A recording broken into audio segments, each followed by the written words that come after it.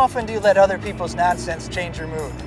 Do you let a bad driver, a rude waiter, a curt boss, or an insensitive employee ruin your day? Unless you're the Terminator, you're probably set back on your heels. However, the mark of your success is how quickly you can refocus on what's important in your life. I learned this lesson here in New York City 16 years ago, and I learned it in the back of a New York City taxi cab. Here's what happened. I hopped in a taxi and we took off for Grand Central Station. We were driving in the right-hand lane when all of a sudden a black car jumped out of a parking space right in front of us. My taxi driver had to slam on his brakes, the car skidded, the tires squealed, and at the very last moment, our car stopped just 1 inch from the other car's back end. I couldn't believe it. But then I couldn't believe what happened next. The driver of the other car, the guy who almost caused a major accident, whipped his head around and started yelling bad words at us. How do I know? Ask any New Yorker. Some words in New York come with a special face. And then he threw in a one-finger salute for emphasis. I couldn't believe it. But then here's what really blew me away. My taxi driver just smiled and waved at the guy. And I mean, he was friendly. So I yelled out, "Why'd you just do that? This guy could have killed us." This is when my taxi driver told me what I call the law of the garbage truck. He said, many people are like garbage trucks. They run around full of garbage, full of frustration, full of anger, full of disappointment.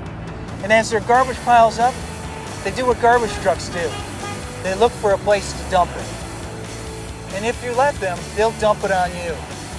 So when someone wants to dump on you, don't take it personally. Just smile, wave, wish them well, and move on. Just move on. So I started thinking, how often do I let garbage trucks run right over me and dump their garbage? And how often do I take their garbage and spread it to other people? On the street, at work, at home? It was then that I decided I don't want their garbage and I'm not going to spread it anymore. So I started to see garbage trucks. Like in the movie The Sixth Sense, the little boy said, "I see dead people." Well, now I see garbage trucks. I see the load they're carrying. I see them coming to dump it. And like my taxi driver, I don't make it a personal thing. I just smile, I wave, I wish them well, and I move on. One of my favorite football players of all time, Walter Payton, did this every day on the football field. He would jump up as quickly as he hit the ground after being tackled. Payton never dwelled on a hit. He was ready to make the next play his best. Over the years, the best players from around the world in every sport have played this way. And the best leaders from around the world have lived their lives this way. See, Roy Baumeister, a psychology researcher from Florida State University, found in his extensive research that you remember the bad things more often than the good things in your life. You store the bad memories more easily and you recall them more frequently. So the odds are against you when a garbage truck comes your way. But when you follow the law of the garbage truck, you take back control of your life. You make room for the good by letting the bad pass you by. The best leaders know that they have to be ready for their next meeting. The best salespeople know that they have to be ready for their next client.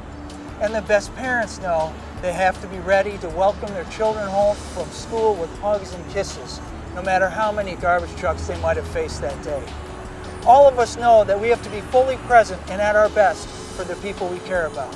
The bottom line is that successful people do not let garbage trucks take over their lives. What about you? What would happen in your life, starting today, if you let more garbage trucks pass you by? Here's my bet.